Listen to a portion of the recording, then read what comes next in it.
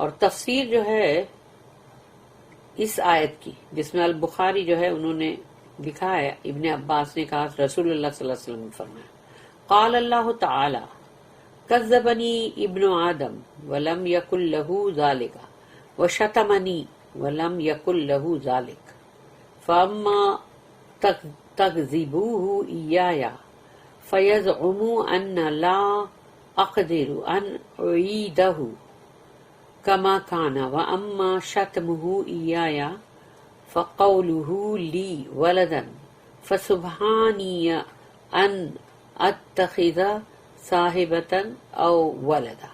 Allah said the son of Adam has denied me کہ اس نے مطلب میرا انکار کیا، مجھے رد کیا، ریجیکٹ کیا، and that کہ بنی آدم نے یعنی آدم کے اولاد نے مجھے ایسا کیا. that is not his right، یہ اس کا حق نہیں تھا.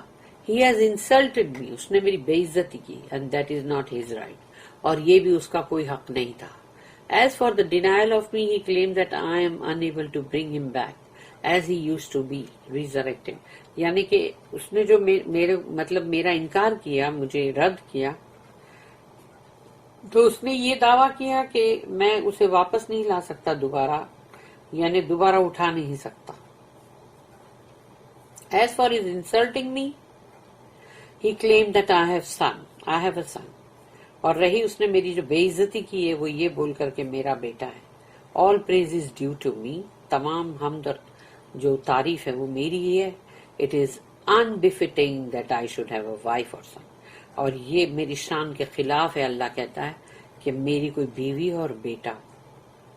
this hadith was recorded by al-Bukhari، اور یہ البخاری میں یہ حدیث ہے. it is recorded in the two sahihs that the messenger of Allah said، کہ رسول اللہ صلی اللہ علیہ وسلم نے فرمایا، اور یہ دونوں صحیح میں ہے، لا احد اصبر علی اذا سمعہ من اللہ انہم یجعلون لہ ولدا وہو یرزقوہم ویعافیہم.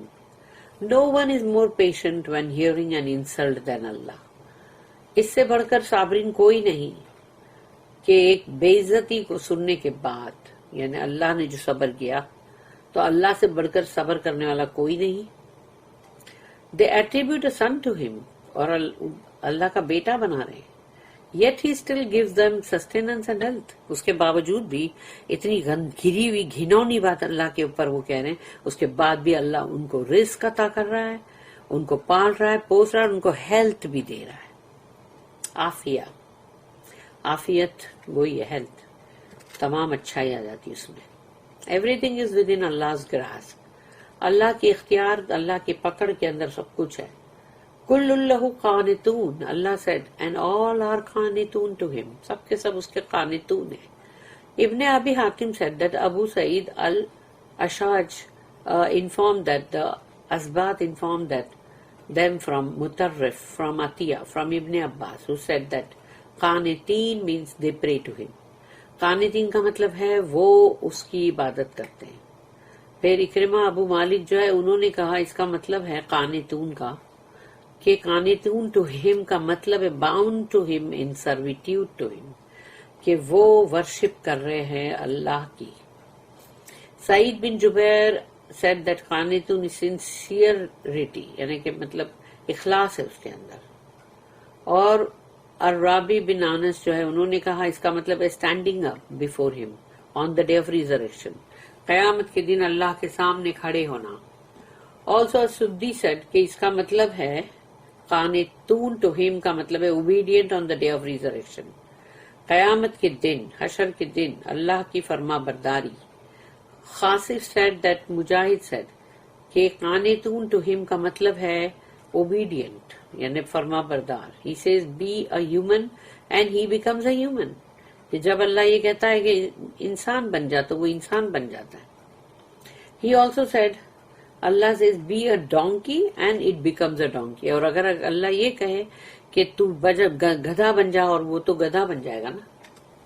Also ابن ابی ناجح said that مجاہد said کہ قانتون ٹو ہم کا مطلب ہے obedient، فرما بردار.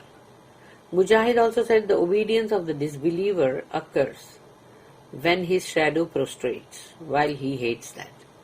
اور کافروں کی فرما برداری جو ہے وہ تب آتی ہے سامنے جب ان کا سایہ جو ہے وہ مطلب گرتا ہے اور لمبا ہو جاتا ہے، تو وہ جو سایہ ان کا سجدہ کرتا ہے وہ سجدے کوئی لوگ ہیٹ کرتے ہیں، ان کو یہ ہیٹ کرتے ہیں نا سجدے کو، لیکن جب ان کا سایہ کرتا ہے تو تب بھی وہ فرما برداری میں آ جاتے ہیں۔ مجاہد اسٹیٹمنٹ وچ ابن جریر preferred combines all the meanings، یہ سب کے سب ہے۔ قنوت means obedience، submission to اللہ، اللہ کو اپنے آپ کو دے دینا۔ There are two categories of قنوت، legislated، ایک تو حکم جو قانون کے ذریعے سے، اور دوسرا ہے destined، یعنی اس کے لیے اللہ نے فیصلہ کر دیا ہے۔ For Allah said وَاللَّهِ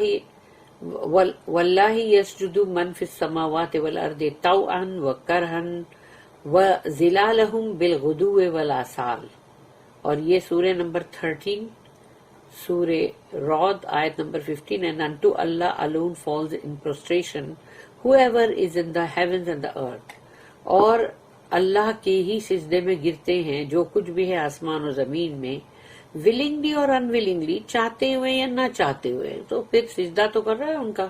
And so do their shadows in the mornings and in the late afternoons، صبح کے وقت اور شام کے وقت ان کے سائے بھی سجدہ کر رہے ہوتے ہیں، چاہے وہ چاہیں یا نہ چاہیں۔ The meaning of Badie, Allah said Badie السماوات والارض، the Badie, originator of the heavens and the earth، یعنی جب کچھ بھی نہیں تھا اور اللہ نے اس کو اوریجنیٹ کیا، وہ ہے بدیع، آسمان اور زمین کا، which means he created them when nothing resembling them existed، ان کے جیسی کوئی بھی چیز نہیں تھی، تب اللہ نے اس کو بنایا۔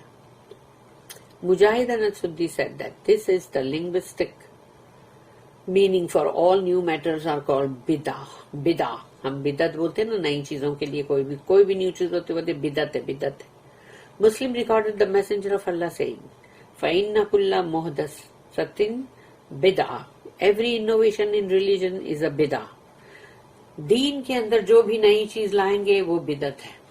There are two types of bid'ah، religious as mentioned in حدیث، کہ حدیث کے اندر ہے کہ جو دین کے معاملے میں جو ہے وہ بدعہ، فَإِنَّ كُلَّ مُحْدَثَةٍ بِدْعَةٌ وَكُلَّ بِدْعَةٍ ضَلَالَةٌ، every innovation is a bid'ah and every bid'ah is hearsay، یعنی سب ایسے ہی ہے، مطلب ضلالت ہے وہ، کہ جو بھی بدعت جو دین کے اندر کریں گے وہ غلط ہے نئی چیز کا، اور جو بھی بدعت مطلب اور ہر بدعت جو ہے وہ ضلالت ہے۔ And there is a linguistic bid'ah such as the statement of the leader of the faithful، یعنی کہ امیر المؤمنین عمر بن الخطاب رضی اللہ عنہ، ان کا کہنا ہے when he gathered the Muslims to pray the Tarawih prayer in congregation، کہ تراویح کے لیے جب انہوں نے سب کو جمع کیا، اور رسول اللہ صلی اللہ علیہ وسلم پہلے یہ چیز کرتے تھے، which was also an earlier practice of the Prophet، and said what a good bid'ah this is، یہ بدعت کتنی اچھی ہے۔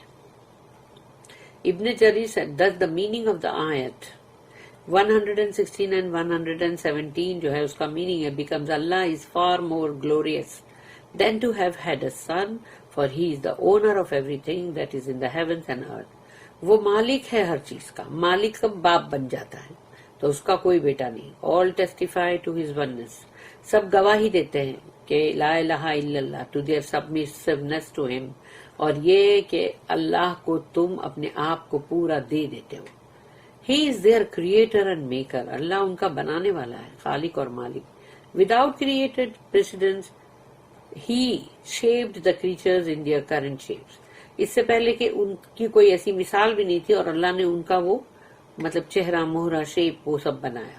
Allah also bears witness to his servant that Jesus، who some claim to be Allah's son، is among those who testify to his oneness، اور اللہ نے یہ چیز کی خود گواہی دی ہے کہ عیسیٰ علیہ السلام اللہ کے بندے ہیں، سرونٹ ہیں، اور جو کلیم کر رہے ہیں سب کے اللہ کا بیٹا، تو یعنی یہ کہ انہوں نے بھی اللہ کی یعنی کہ جو گواہی جو دی جاتی ہے شہادہ وہ اللہ کے ایک ہونے کی، وہ انہوں نے بھی دی ہے عیسیٰ علیہ السلام نے۔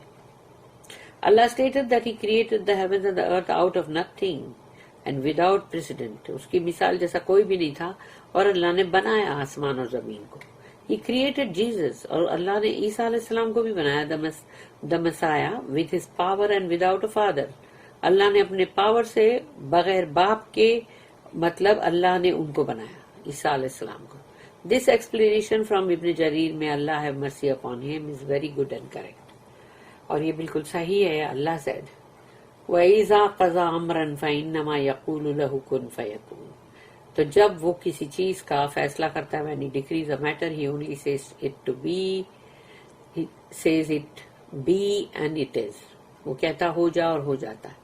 Thus demonstrating his perfectly complete ability and tremendous authority. If he decides a matter, he merely orders it to be and it comes into existence.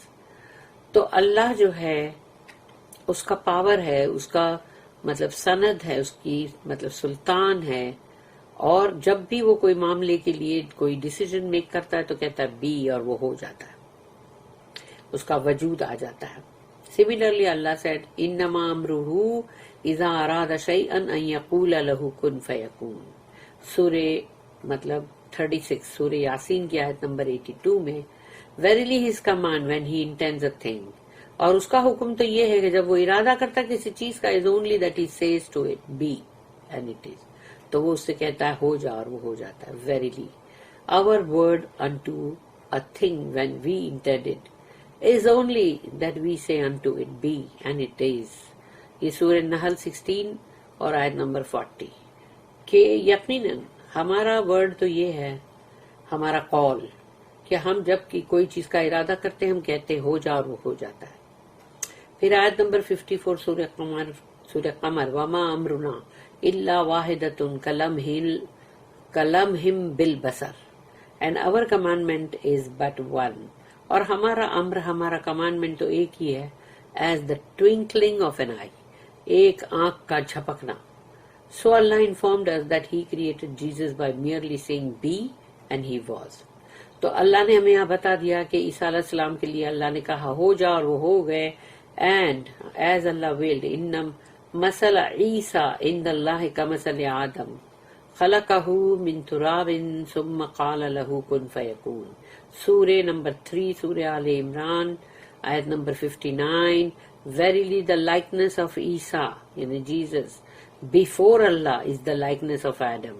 اللہ کے سامنے عیسیٰ علیہ السلام کی مطلب تخلیق ایسی ہی ہے جیسے آدم علیہ السلام کی. He created him from dust. Then he said to him be and he was. اللہ نے انہیں تراب سے, مٹی سے بنایا اور پھر کہا ہو جا اور وہ ہو گیا. بارک اللہ لی ولکم فی القرآن العظیم ونفعنی وإیاکم بالآیات والذکر الحکیم. سبحان اللہ وبحمدہ سبحانک اللہم وبحمدک نشہد ان لا الہ الا انت نستغفرک ونتوب الیک. ربنا تقبل منا انک انت